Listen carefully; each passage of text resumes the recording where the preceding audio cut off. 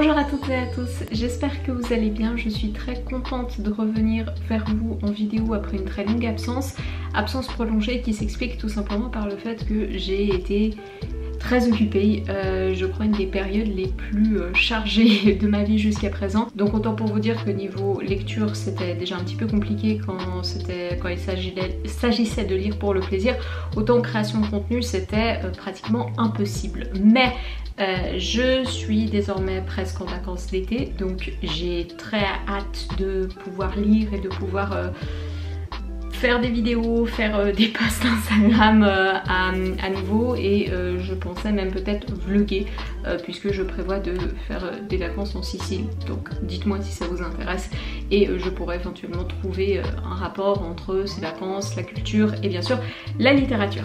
J'ai quand même pas mal de livres à vous présenter aujourd'hui, certains qui ont été lus dans le contexte de séminaire, donc dans un contexte un petit peu plus universitaire, mais qui je pense pourraient quand même vous intéresser. Donc je vais très rapidement vous parler de mes lectures depuis la fin de cet hiver jusqu'à aujourd'hui. Tout d'abord, une de mes dernières lectures et qui a été entièrement pour le plaisir, il s'agit de Dora Bruder de Patrick Modiano. Je n'avais jamais lu Modiano de ma vie, j'en avais entendu des bonnes choses comme des choses un petit peu plus mitigée, et j'ai décidé de me faire mon propre avis en me lançant dans ce roman que j'ai choisi parce que la thématique m'intéressait.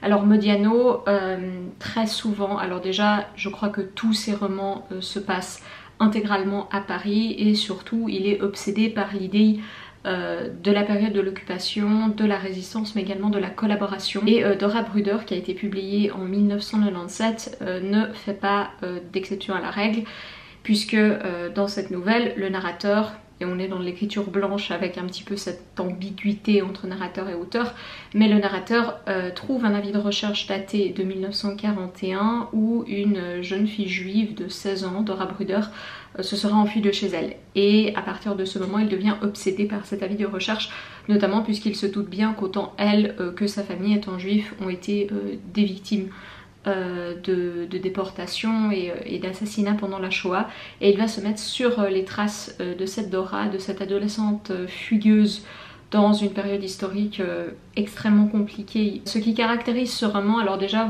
vous le voyez, c'est plutôt court, hein, c'est pas une lecture que j'ai trouvé difficile. Ce qui caractérise ce roman, c'est d'une part toute la thématique de l'absence, toute la thématique du vide, la thématique du vide autant laissé dans le meurtre systématique des populations juives à Paris jusqu'à la libération, autant dans la famille de Dora Bruder qui voit cette jeune fille partir, autant dans le manque d'informations que le narrateur cherche à combler en essayant de chercher dans des archives, de demander à des gens s'ils connaissaient eux-mêmes Dora Bruder, autant dans la vie personnelle du narrateur puisqu'il fait régulièrement référence à sa propre vie familiale. Donc il y a vraiment cette absence qui pèse. Et cela se retrouve également dans le style du narrateur, puisque Modiano est notamment caractérisé par son écriture blanche, très épurée, parfois un petit peu simpliste peut-être, mais avec des ambiguïtés justement entre réel et irréel, entre présent et passé, entre figure du narrateur et auteur réel. Donc c'est vrai que c'est un petit peu...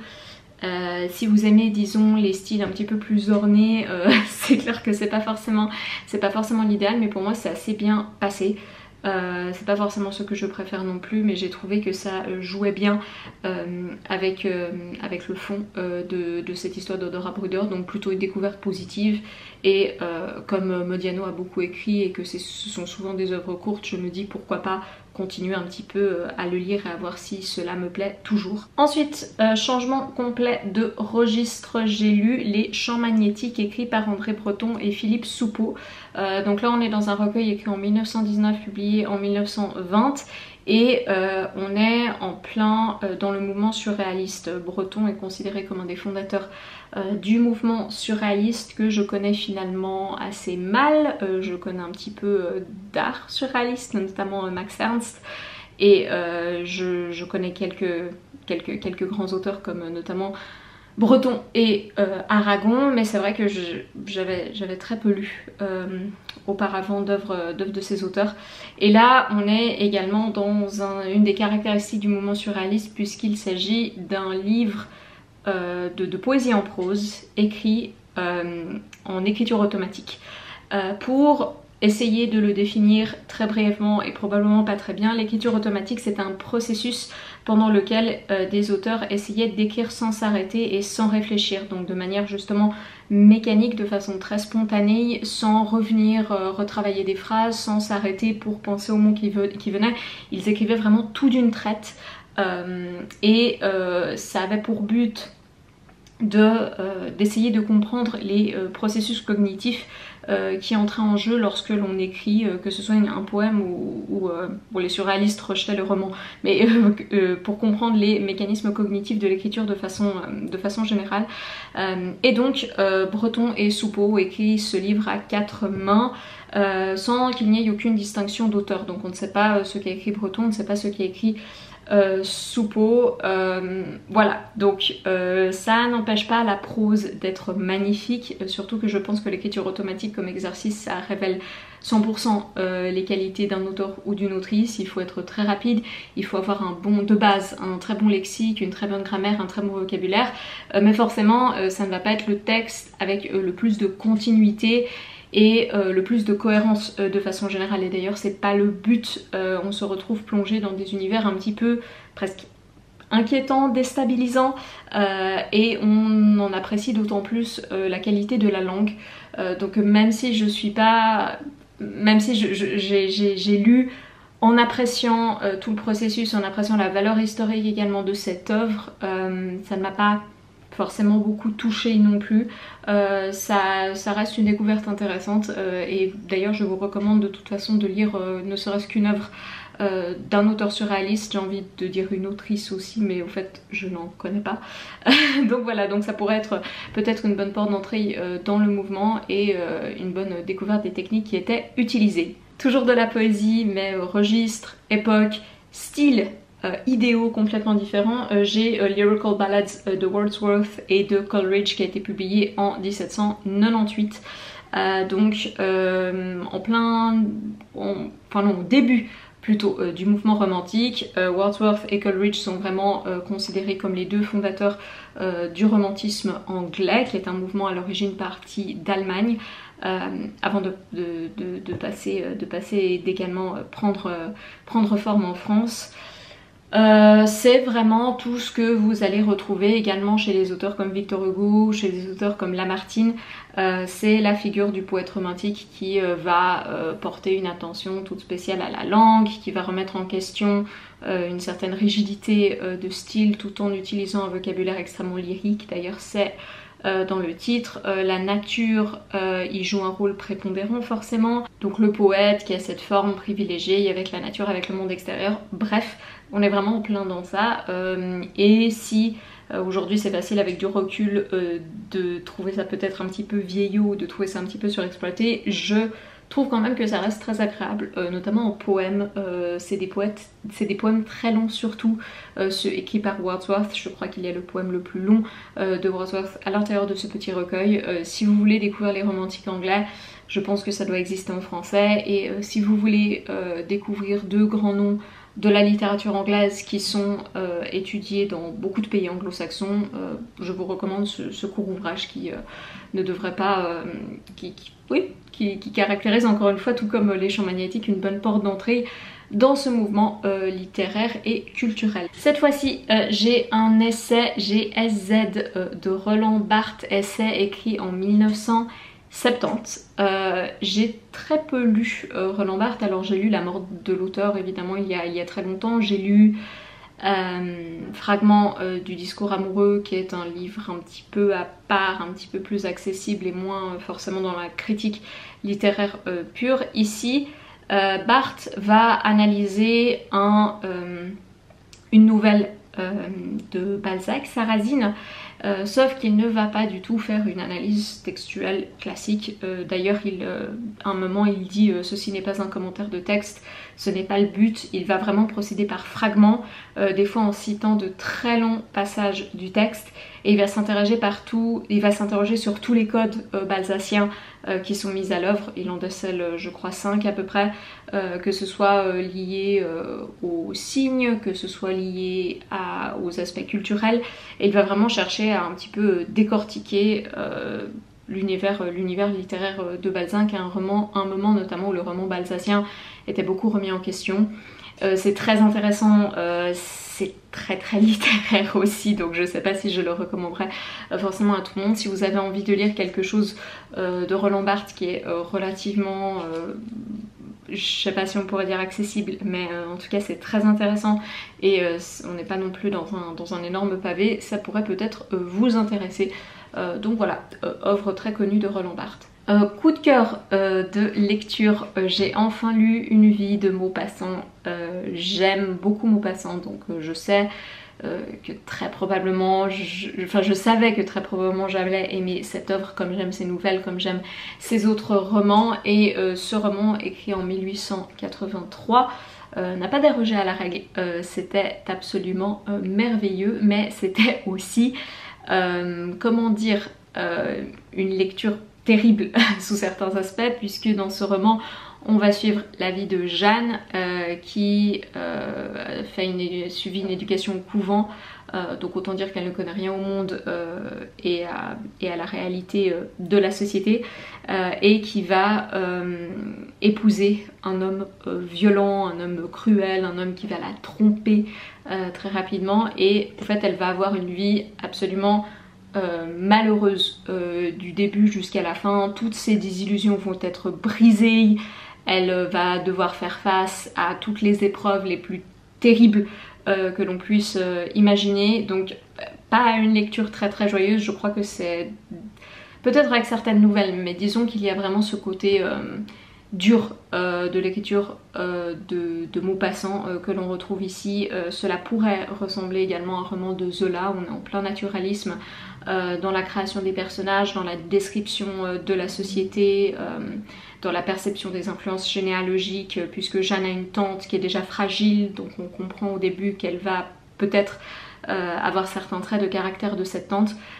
Donc ça pourrait tout à fait faire partie, par exemple, ça pourrait tout à fait être un Rougon-Macquart, ce ne sera absolument pas surprenant. Très bien, un style très fluide, comme toujours chez Maupassant, descriptif mais pas trop, avec des dialogues, avec de l'action, avec une évolution progressive et crédible des personnages, avec sans aucun manichéisme réellement à aucun moment.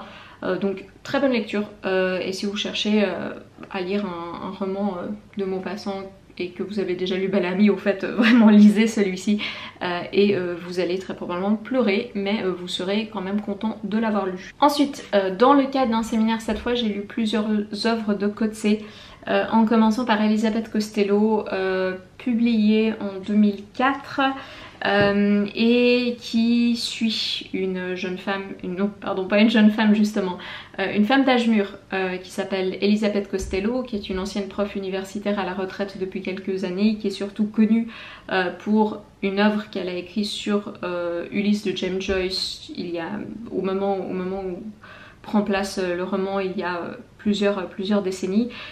Et donc elle s'occupe en participant à des conférences et à des colloques à travers le monde. Elle est généralement elle-même invitée.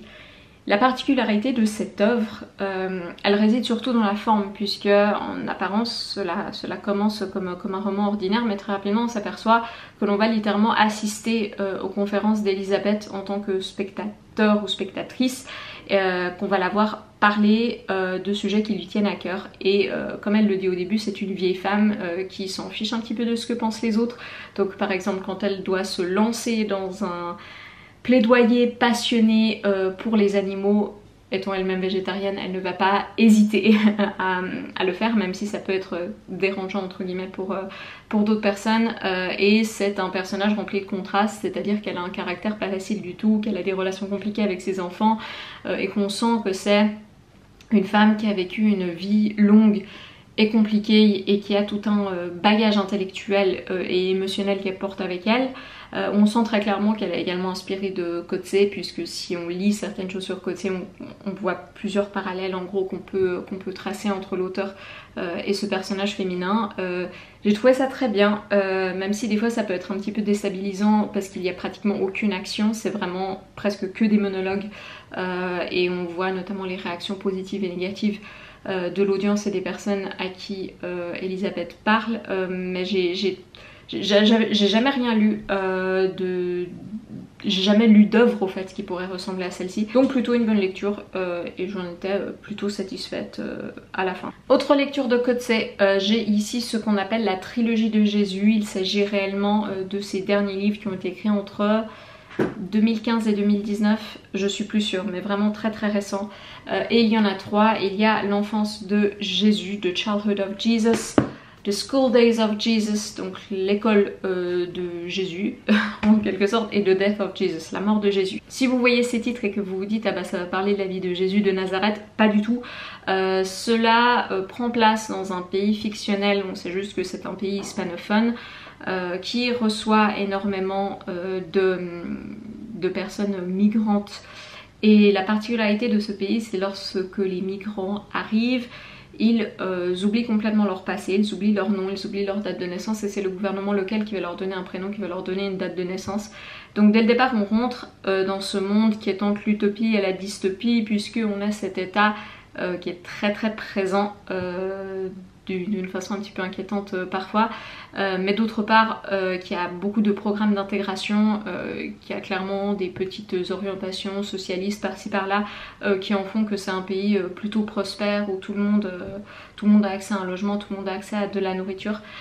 Et dans cet univers, le personnage de David va prendre sous son aile, non, le personnage de Simon pardon va prendre sous son aile David, qui est un petit garçon d'à peu près 6 ans au début de la trilogie, qui cherche à retrouver sa mère, sauf que comme il a oublié tout son prénom, son nom de famille et sa date de naissance, bien sûr que c'est extrêmement compliqué.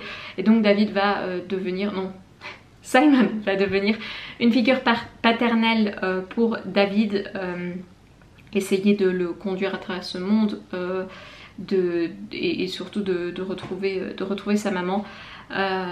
C'est très particulier, je suis un peu mitigée sur la trilogie de façon globale, je dirais. Il y a vraiment des moments très poignants, des moments très forts.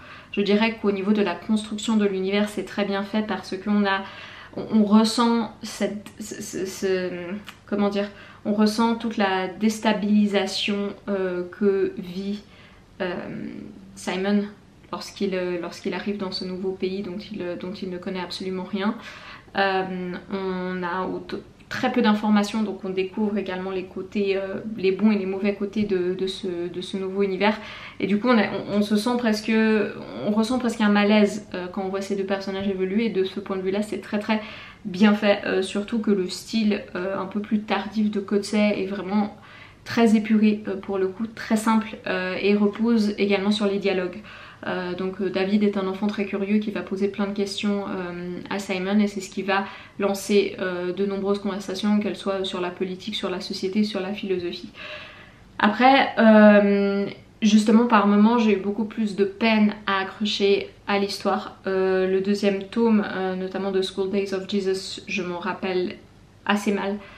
Déjà, même s'il y a quelque chose de très important qui se passe dans ce volume, et j'ai trouvé le troisième tome très touchant, mais pas pour les raisons auxquelles je pensais lorsque je l'ai abordé. Mais en tout cas on ne sait jamais à quoi s'attendre dans cette trilogie, et c'est là où on décèle tous les talents de narrateur de J.M. Coetzee. Donc lecture en tout cas intéressante, même si à ce moment là j'ai fait un petit peu le tour de l'auteur, et j'ai l'impression que cela s'essouffle d'un point de vue narratif par moment. J'ai eu The White Album de Joan Didion.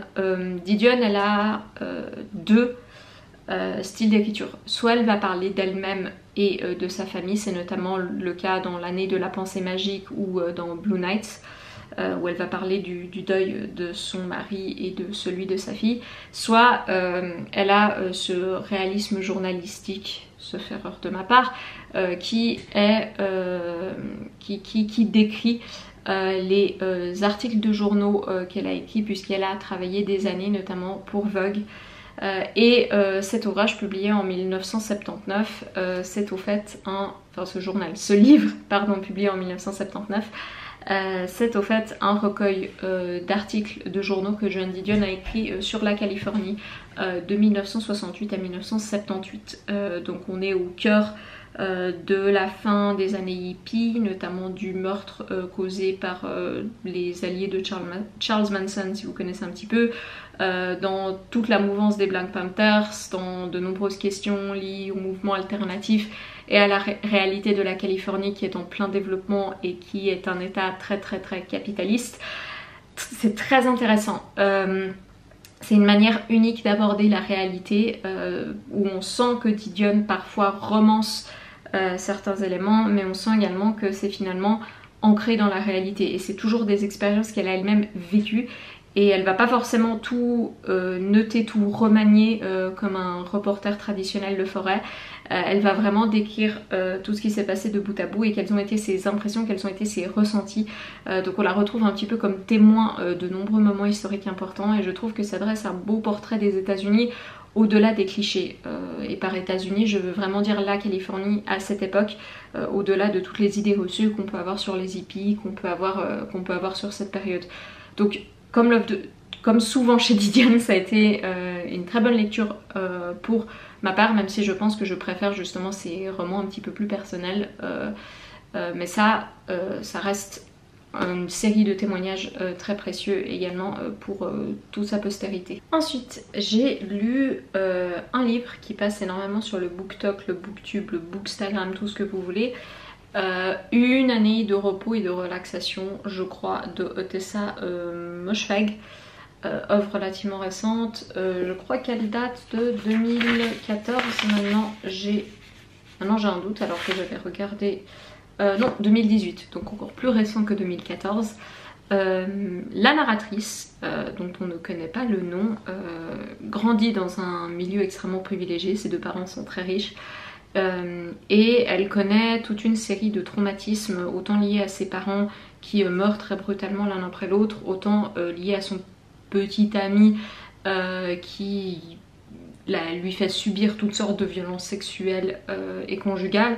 Et elle a elle-même une relation extrêmement malsaine avec sa meilleure amie et elles entretiennent toutes ces relations en fait sont malsaines si vous voulez. Elle se retrouve à New York, elle quitte son travail dans le monde de l'art et on retrouve un petit peu tout cet univers à la American Psycho ou à la Gossip Girl mais sous stéroïdes, tout cet univers très privilégié mais très hypocrite en même temps, où tout est dans l'apparence. Et la narratrice elle-même, ce qui est intéressant, c'est que elle est carrément très antipathique sous certains angles. Elle reconnaît absolument son privilège mais elle n'en fait rien. Elle est vraiment pas sympa du tout avec sa meilleure amie. Elle a aucune empathie pour les personnes qui l'entourent. On se retrouve avec ce personnage qui est attachant sous certains angles mais détestable sous d'autres. Et ce qu'elle va faire, c'est qu'elle décide un jour de dormir pendant une année. Donc elle va se trouver un médecin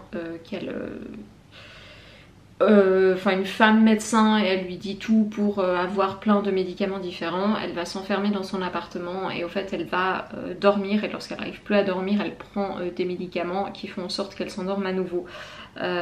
Donc voilà, en gros c'est vraiment ça, c'est cette femme qui cherche à dormir pendant une année, sauf que évidemment c'est bien plus compliqué que ça. J'ai trouvé ça intéressant, même si au fait l'idée c'est que l'on puisse peut-être comprendre le malaise de cette jeune femme qui apparemment va au-delà de ses parents, au-delà de sa relation abusive avec son petit ami, sauf que moi j'ai pas trouvé de raison particulière, je sais pas si c'était le but, mais il y a une grosse accélération vers la fin du roman et finalement j'ai aussi pris une certaine distance par rapport aux événements qui étaient décrits. Ce que j'ai beaucoup aimé par contre, bah, c'est justement tout cet univers new-yorkais d'élite financière et d'élite sociale qui... parce qu'elle peut se permettre ça justement parce qu'elle a beaucoup d'argent et qu'elle n'a pas besoin de travailler. Donc ça j'ai trouvé intéressant, j'ai trouvé que c'était une déconstruction, une parodie très dure par moments de cet univers new-yorkais.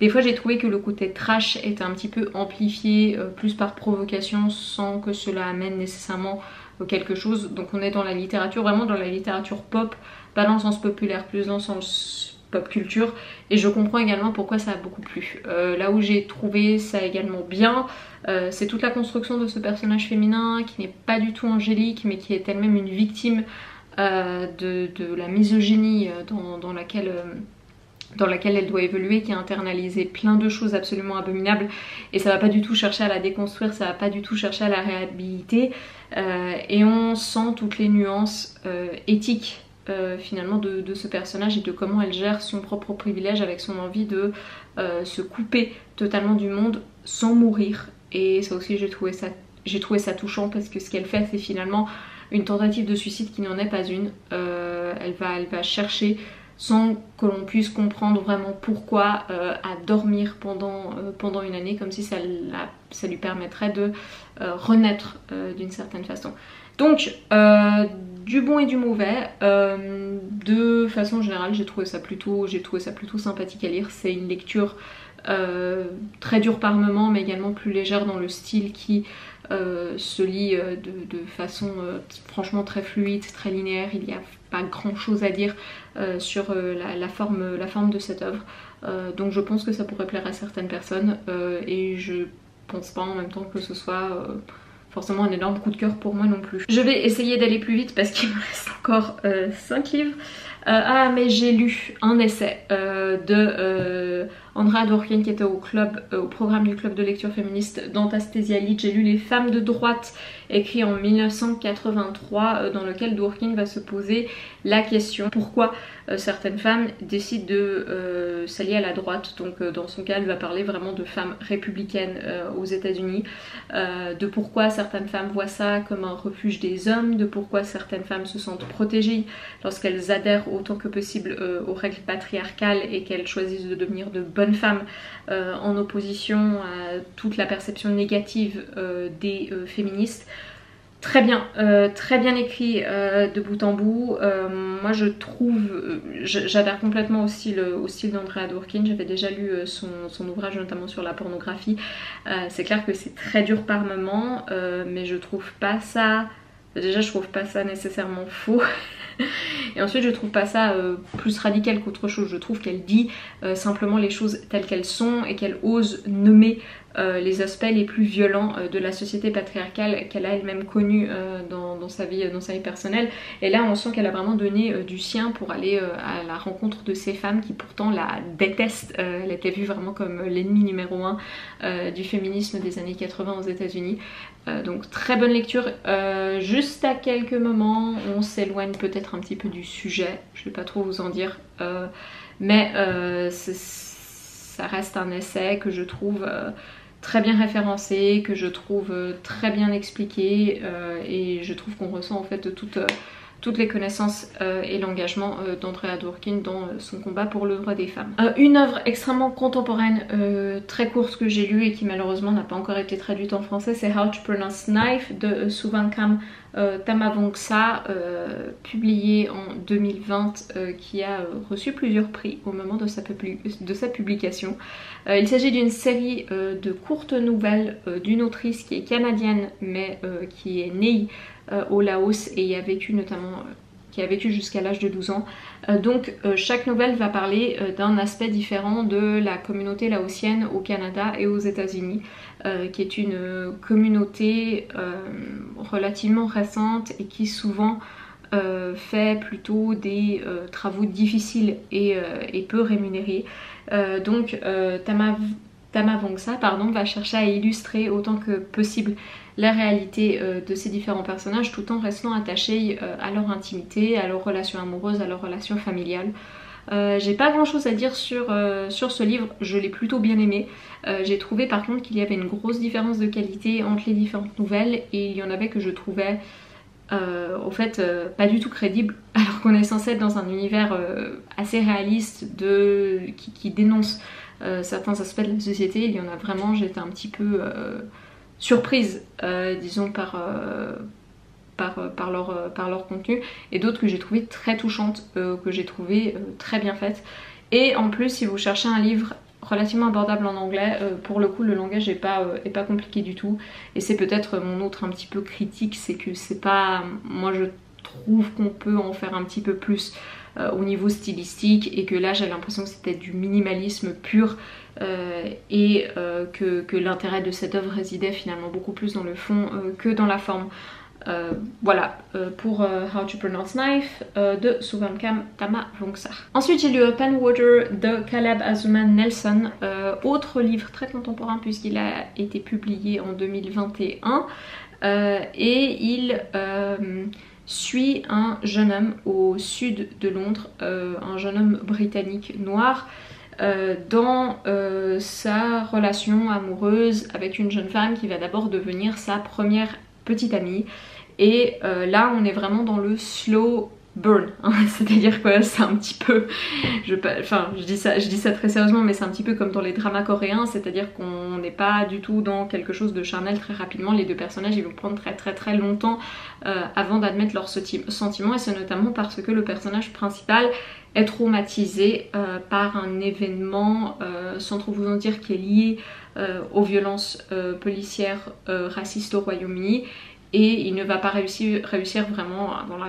Ouais, et encore, hein, c'est ambigu, mais il doit faire face à ses problèmes pour réellement réussir à se nourrir à cette personne. J'ai trouvé ça très touchant, le langage est très beau, très poétique. C'est un livre qui est écrit à la deuxième personne du singulier, ce qui est plutôt rare en littérature. Et j'ai trouvé ça extrêmement touchant, notamment justement parce que c'est une relation qui n'est pas du tout charnelle. Il n'y a pas vraiment de scène de sexe, c'est vraiment un rapprochement émotionnel de ces deux personnages qui doivent faire face à leur vulnérabilité, et j'ai trouvé ça très bien fait, très délicat, très psychologique, très fin, tout en douceur, et ça m'a vraiment un petit peu fait penser à If Beale Street Could Talk, qui est une nouvelle de James Baldwin, qui est par ailleurs citée dans ce roman. Autre élément très cool, il y a beaucoup d'artistes contemporains britanniques qui sont cités, des artistes musicaux mais également des auteurs comme Zadie Smith, et on a toute cette topographie du sud de Londres qui est mise en place d'une façon très convaincante, je trouve. On se retrouve des arrêts de bus qui sont nommés, des rues, on a toute cette distance qui est extrêmement bien recréée, donc j'ai trouvé ça très bien réussi. J'ai gardé mes trois gros coups de cœur pour la fin, et tout d'abord j'aimerais commencer par A Grain of Wheat, un grain de blé de Gugiwa Yongo. Je ne sais pas si je prononce bien, j'ai essayé d'écouter des interviews de sa part, donc j'espère que oui. Excellente découverte. Ce roman est écrit par un auteur kényan, ce qui est assez important pour l'intrigue, puisque l'intrigue se place au début de la révolte des Mau Mau, et si comme moi vous connaissez très mal l'histoire kenyane, il s'agit pratiquement d'une décennie entière jusqu'à l'indépendance du Kenya dans les années 60, pendant lesquelles les Britanniques ont déclaré l'état d'urgence sur toute la colonie kenyane, et ça a été une période absolument terrible pour les populations indigènes, puisqu'elles pouvaient être très facilement incarcérées, battues, assassinées, et on dénombre jusqu'à 300 000 victimes. Ce roman donc prend place vers la fin de cette période déjà la fin de la période coloniale pour le Kenya, le tout début de l'indépendance, mais il va y avoir plusieurs mises en abîme dans cette œuvre qui a finalement une narration assez peu linéaire, mais dans l'ensemble on va suivre le personnage de Mugo qui au début du roman, on va lui demander de parler lors de la grande journée de déclaration d'indépendance de son village. Sauf que Mugo a un secret très lourd lié à son passé et lié notamment au héros du village qui a été pendu par les Britanniques. Et on va entrer dans l'univers et le quotidien de ces villageois. Une des difficultés dans la lecture de ce roman, c'est qu'on a vraiment pas mal de personnages, c'est relativement court mais on a vraiment pas mal de personnages, on va constamment changer de point de vue, suivre différents personnages, de celui qui a activement collaboré avec les forces britanniques, à celui qui a des regrets sur son comportement dans les camps de travail où l'on enfermait les résistants. Les résistants à la colonisation, et on a également un personnage britannique blanc, donc on va également avoir la narration du point de vue de l'oppresseur qui voit finalement la fin de son époque de gloire arriver très rapidement. Très bien fait, excellent, je pouvais pas me détacher de ce roman tellement c'était bien. On veut absolument savoir ce qui va se passer avec Mugo, on veut absolument savoir ce qui s'est passé au fait, quelles sont les raisons derrière toute cette réticence de sa part, comment les choses les plus terribles ont pu se produire. On va voir également tous les aspects les plus sombres de la période coloniale kenyane, et de ce point de vue là il s'agit réellement d'un roman historique. J'allais tout le temps chercher des références sur internet, je trouvais ça juste passionnant, donc très bonne lecture, chef-d'œuvre au niveau de la construction des personnages, du style, de la narration qui est très ambitieuse mais qui ne va jamais nous perdre, on reste toujours attaché à l'histoire de ces villages et de ses habitants.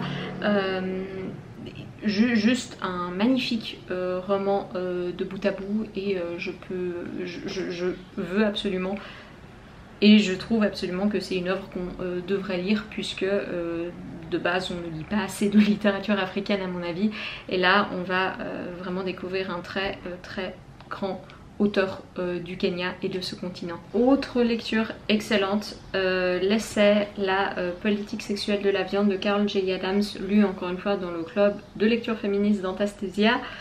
Très bon essai, j'étais pas vraiment surprise, hein. Il a été publié en 1990 et depuis il a été réédité énormément de fois. C'est un essai dans lequel Carol J. Adams décrit tous les parallèles qu'on peut souligner entre l'exploitation des femmes et celle des animaux, notamment dans la consommation de la viande, dans la façon dont on représente les femmes dans la publicité, dans la manière dont on envisage l'absence du sujet, autant lorsqu'on consomme de la viande, on nous cache l'animal mort derrière le produit final, autant lorsque les femmes sont systématiquement écartées et invisibilisées.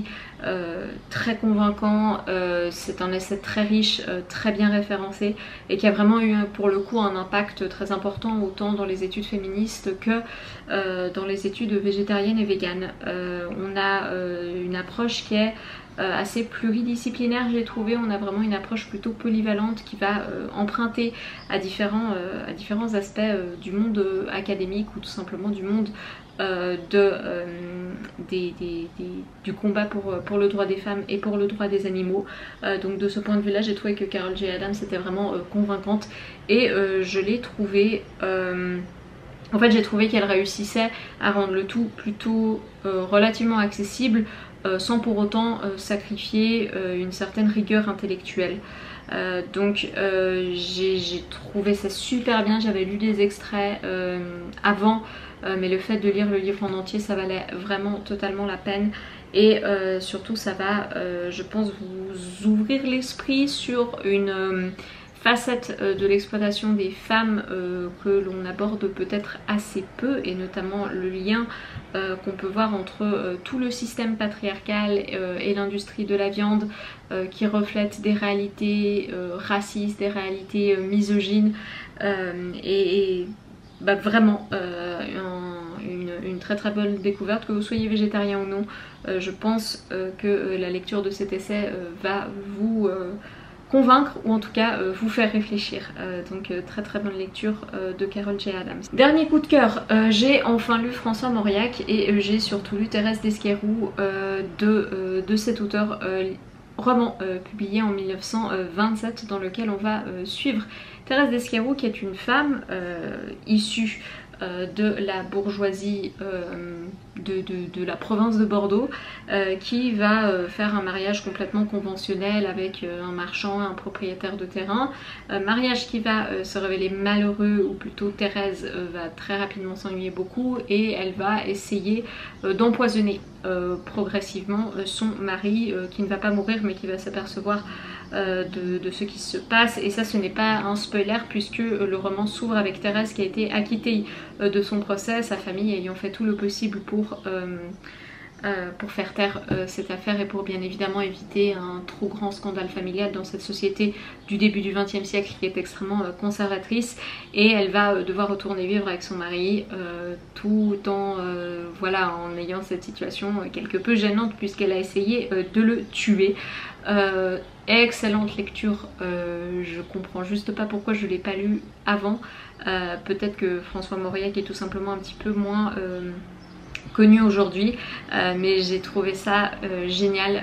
J'ai trouvé que pour un homme qui parle justement de choses tellement liées à la condition de femme à cette époque dans les milieux bourgeois, c'était super convaincant, c'était super bien écrit, et même si Thérèse est une meurtrière, en tout cas une meurtrière ratée en quelque sorte, on ne peut être que convaincu par son parcours et par son histoire. Donc j'ai trouvé ça excellent et je vous en recommande également la lecture comme vous l'avez deviné pour la plupart de ces livres présentés aujourd'hui. Voilà, c'est tout pour cette vidéo. Je suis très contente de pouvoir à nouveau réaliser du contenu et vous présenter un petit peu mes dernières lectures. Je prévois de faire également une vidéo sur ma lecture d'Ulysse de James Joyce comme promis il y a plusieurs mois parce que je pense que ça pourrait intéresser un grand nombre d'entre vous et peut-être vous aider également dans cette lecture. Donc malgré tout que du bon, pas vraiment de déception et surtout ces trois livres coup de cœur qui m'ont vraiment beaucoup plu. Voilà, n'hésitez pas à me mettre en commentaire ce que vous lisez et vous pouvez me retrouver ici ou sur Instagram où je publie un petit peu plus régulièrement. Jusqu'à la prochaine fois, je vous dis à bientôt et j'espère que vous vous porterez bien. Bye bye.